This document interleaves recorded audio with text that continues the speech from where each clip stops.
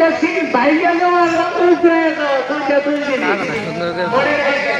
অনেক মানুষ আছে যারা গরু পালে ক্যামেরা দো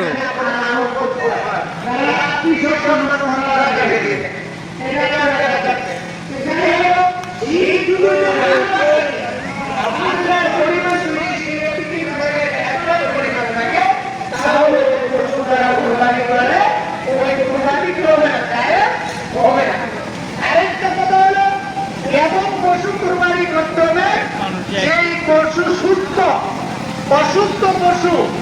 যেটাকে মনে করে একটি বাপের টাইমে নিয়ে যাওয়ার সামনে আর ছেলে পিছনে কুতা দেবানি